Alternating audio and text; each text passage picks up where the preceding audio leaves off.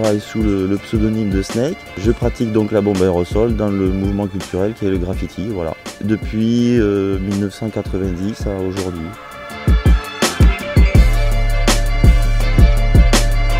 Les ingrédients de la thématique sont les enfants et les problèmes cardiovasculaires dans le cadre du CHU de Purpan.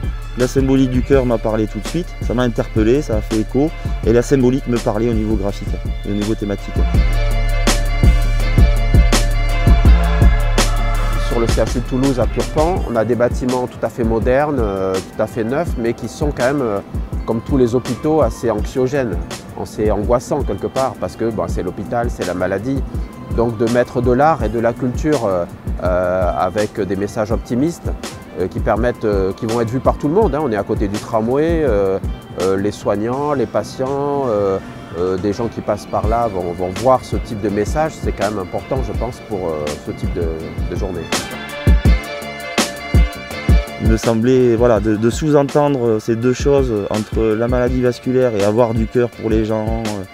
Et Dieu sait qu'on en a besoin en ce moment. Ça peut même être un sous-entendu et un positionnement politique du moment, tu vois.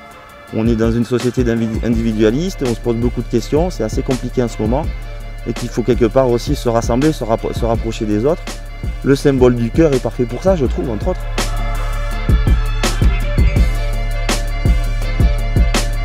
Alors aujourd'hui, 14 février, évidemment c'est la Saint-Valentin, mais moi je suis là parce que c'est aussi la journée internationale dédiée aux cardiopathies congénitales. Et mon fils, qui s'appelle Bichente, est né avec une cardiopathie congénitale et je suis depuis devenue marraine d'une association qui s'appelle Petit Cœur de Beurre.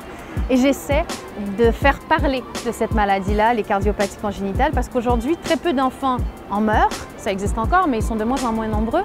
Et du coup, on peine à avoir de l'argent pour la recherche. C'est une cause qui a besoin encore de beaucoup et dont on parle très peu. Alors je suis là pour ça.